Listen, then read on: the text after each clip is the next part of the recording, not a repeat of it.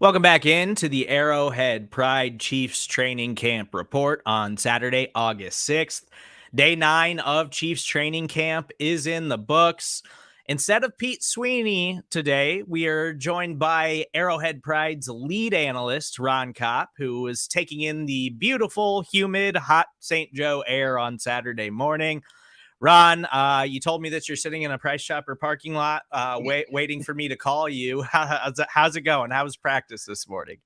Oh man, this AC feels great. I'll tell you that much. The first practice I came out here last week, it wasn't actually too bad. I was like, wow, I didn't get too burnt, didn't get too hot, but today drained me for sure. But it was a really good practice, so I took a lot away from it for sure. Yeah, it seemed like the atmosphere on Saturday was a positive one. And I know you have a ton of observations from today's practice. I do want to give you guys a quick injury update. Darius Fountain was back in practice, but then he suffered a finger injury. The Andy Reid said that he's going to get checked out, and we'll know more about him. It was a bummer. He missed practice on Thursday. He's going to be a special teams contributor in all likelihood. And so now he's got the finger thing. So we'll see how that goes.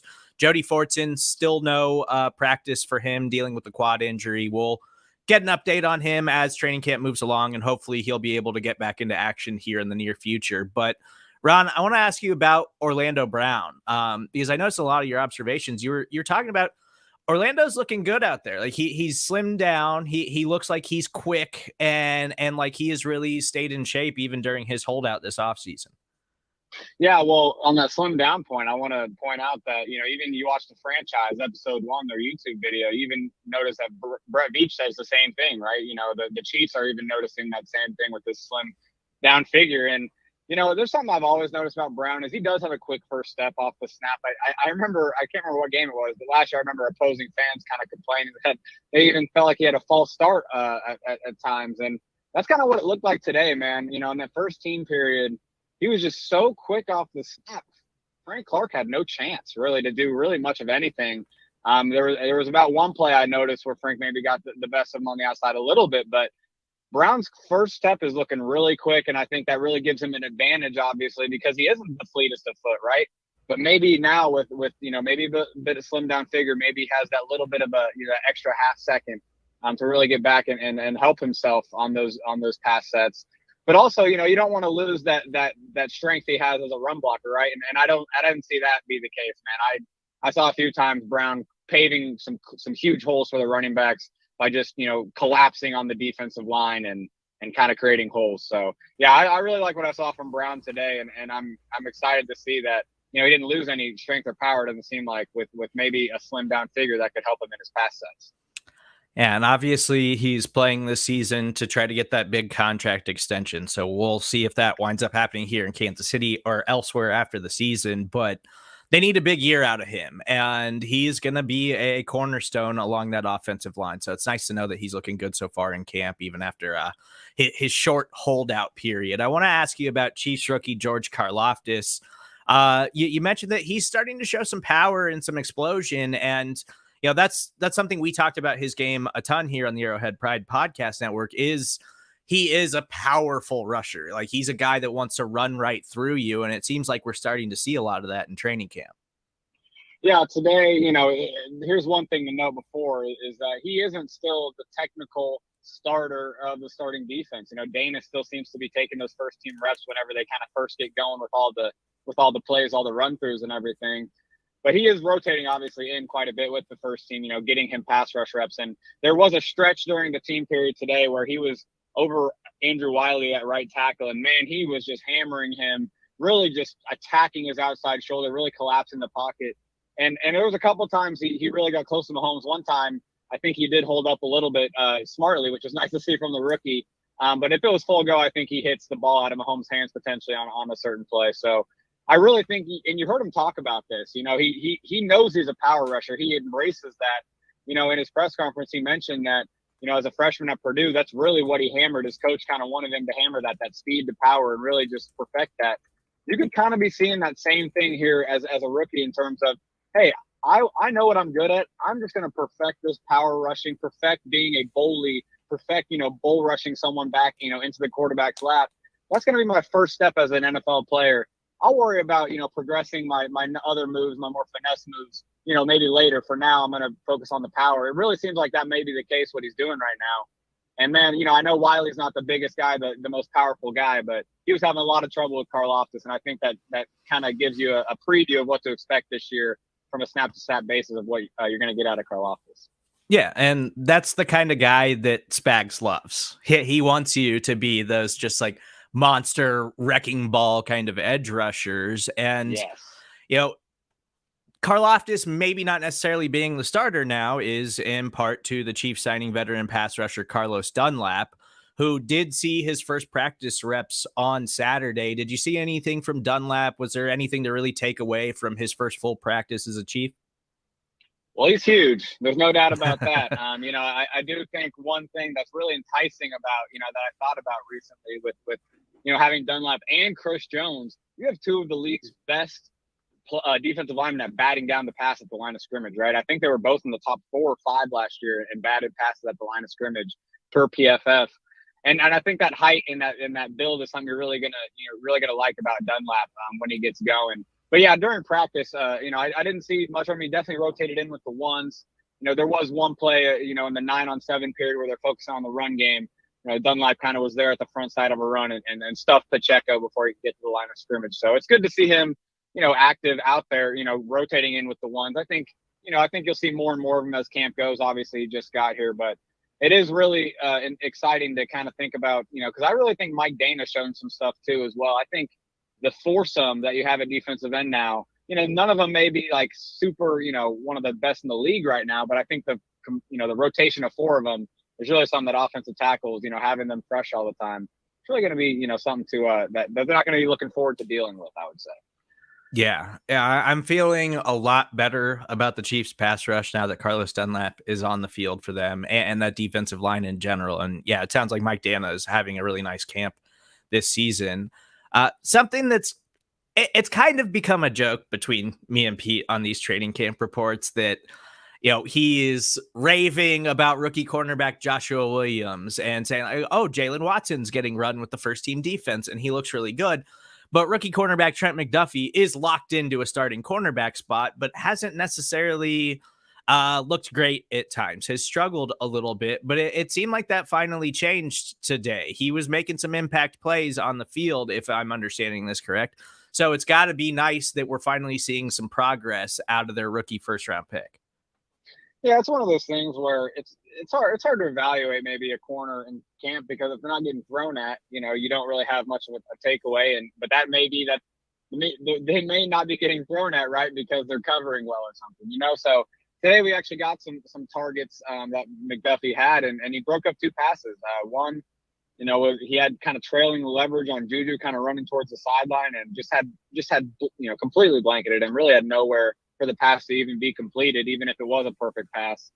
And then there was another too where, I do want to say, McColl kind of broke away, deep down the middle of the field. And it did kind of seem like the ball was a little underthrown. It could have been put far more out in front of McColl and kind of he could run under it, which gave McDuffie the chance to kind of, rip the ball out as McColl was coming down with it. But still a great play to be active around the ball, get your hands active, try to rip the ball away. And he definitely did. It popped out.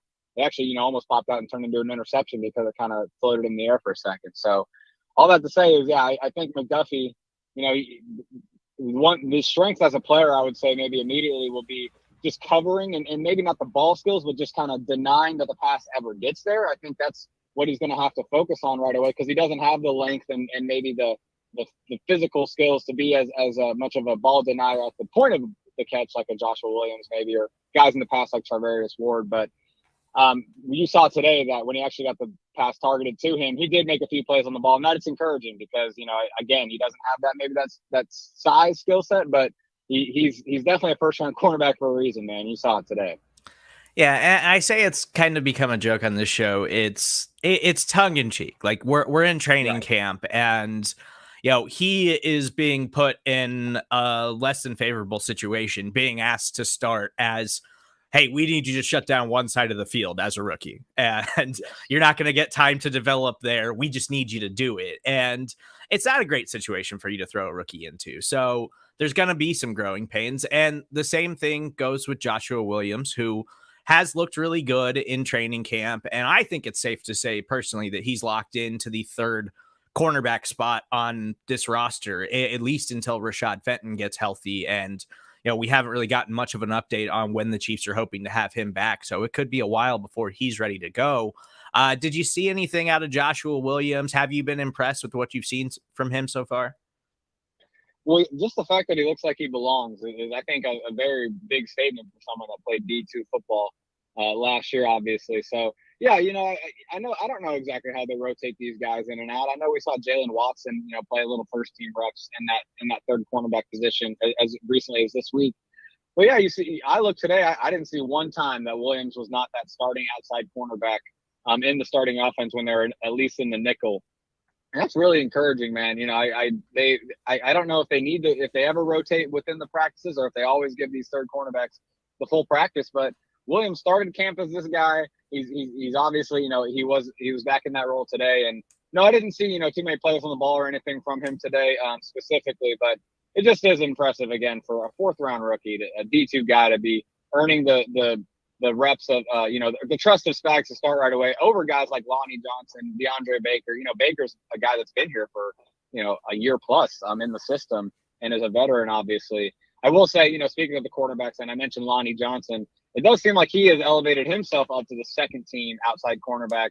It was him and Jalen Watson I saw as those second team outside corners pretty much all day, which is a little bit of a change up. I noticed before that Najee Johnson was getting a lot of the second team reps over Lonnie Johnson, at the first parts of camp. But it does seem like Lonnie might be working his way up and kind of, maybe trying to prove his way back onto the 53-man roster after kind of maybe being a forgotten guy for most of training camp up to this point.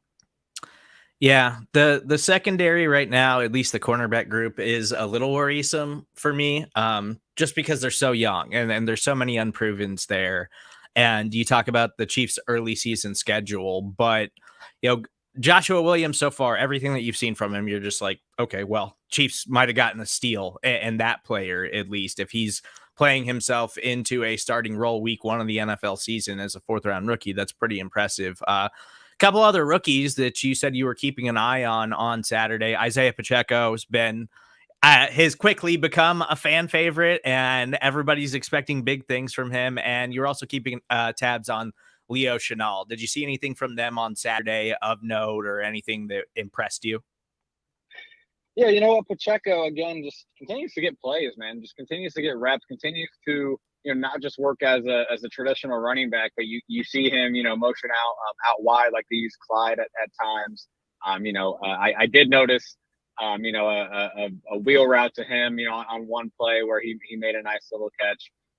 So yeah, Pacheco, I am impressed by just his kind of ability to do a little of both. I think, at some point you may see the numbers of him in terms of, he's a bigger back. He's a stronger dude, obviously fast, but you may think of him more as just like a downhill runner, which he definitely is, man. You see him run in between the tackles. He definitely doesn't look easy to tackle at all, but it does seem like he can do a little more than that. And I do think that might be the difference when we're talking about in this running back battle. If Pacheco can do those in between the box, in between the tackles, those strong runs like a Ronald Jones can, but also give you that kick return ability, right, that we obviously know he's doing right now. I think that's where maybe that battle, it could come down to that, where, Pacheco might be able to do what Jones gives you, plus a little more. And that's what I'm looking at. But I will mention Jones too. He had a couple runs in those 9-on-7 periods that he looked good as well. He definitely looks sharper, when he's just under center, those traditional runs. And that's maybe one thing we need to, emphasize in this camp is the Chiefs are a passing team. A lot of their work is in the pass game. And so maybe that's where we're not seeing much of Jones compared to the other backs, because we already know he's going to be a rundown guy. And, if they're practicing rundowns not as much as they're practicing pass downs, maybe that's one reason why the running back count could be a little skewed, maybe compared to what it would be in a true regular season game. Yeah, Ronald Jones is just simply not a pass catcher. Yes, exactly. He's a player that I've followed very closely because of fantasy football. And so I've watched a lot of Ronald Jones in Tampa Bay, and he is just not a pass catcher. It's just not a part of his game. But he's Ron Kopp. You can follow him on Twitter at Ron_Kopp. Make sure you check out all of his fantastic work at arrowheadpride.com. If you want to listen to the Chiefs press conferences in their entirety, you will be able to do so here in the very near future. It will be available at the Arrowhead Pride Podcast Network here very soon. Please make sure you subscribe, rate, and review. And as always, we'll talk to you guys tomorrow for day 10 of Chiefs training camp.